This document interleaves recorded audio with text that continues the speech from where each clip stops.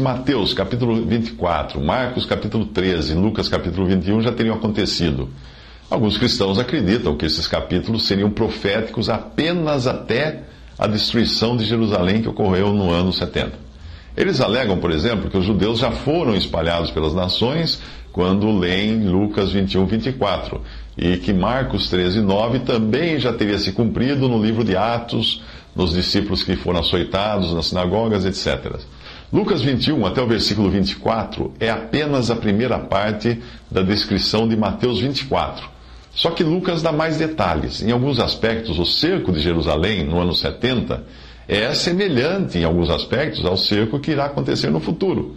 Se você quiser entender corretamente as passagens, vai precisar levar em conta que os discípulos perguntaram três coisas ao Senhor em Mateus 24, 3. Primeiro, eles perguntaram quando aconteceria a destruição do templo. Segundo, qual seria o sinal da vinda de Cristo? Terceiro, qual seria o final do fim dos tempos? Em algumas versões traz fim do mundo, mas o significado é fim da era, ou fim de uma era.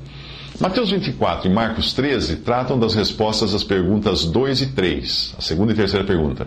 Lucas é o único que inclui a resposta à pergunta 1, a primeira pergunta.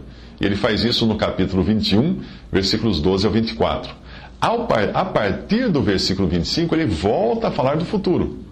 O fato de cristãos terem sido açoitados nas sinagogas não serve como referência de época, porque isso aconteceu em todas as épocas. É como falar que os cristãos seriam perseguidos, algo que nunca parou nos últimos 2000 anos. Mas existem coisas que são impossíveis de você conciliar com a história que já aconteceu. Por exemplo, Mateus 24, 21. Porque haverá então uma tribulação tão grande como nunca houve desde o princípio do mundo até agora, nem jamais haverá. Como que você vai conciliar isso? Se você falar assim, não, isso aí já aconteceu. Marcos 13, 19. Porque naqueles dias haverá uma tribulação tal, qual nunca houve desde o princípio da criação, que Deus criou, até agora nem jamais haverá.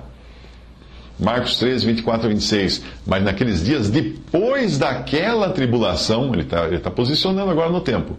O sol se escurecerá e a lua não dará sua luz, as estrelas cairão do céu, os poderes que estão no céu serão abalados, então verão vir o Filho do Homem nas nuvens com grande poder e glória. E Lucas 21, 25 a 18 diz, e haverá sinais no sol, na lua, nas estrelas, e sobre a terra haverá angústia das nações, em perplexidade pelo bramido do mar das ondas. Os homens desfalecerão de terror e pela expectação das coisas que sobrevirão ao mundo, porquanto os poderes do céu serão abalados. Então verão vir o Filho do Homem em uma nuvem, com poder e grande glória. Ora, quando essas coisas começarem a acontecer, exultai e levantai as vossas cabeças, porque a vossa redenção se aproxima. Como você pode ver, ainda não vimos acontecer essa tribulação sem paralelo no mundo. Não vimos ainda. Algo mais terrível do que o dilúvio, do que as duas guerras mundiais. Não vimos, não existe, não tem isso na história. Nós também não vimos ainda o sol se escurecer e a lua não dar sua luz. Nós não vimos ainda as estrelas caindo, os poderes do céu sendo abalados. Nós também não vimos os homens desfalecendo de terror. Portanto, tudo isso ainda é futuro. É preciso saber dividir bem a palavra da verdade. Procura apresentar-te a Deus aprovado como obreiro que não tem de que se envergonhar, que maneja bem a palavra da verdade. Como diz 2 Timóteo 2, versículo 15.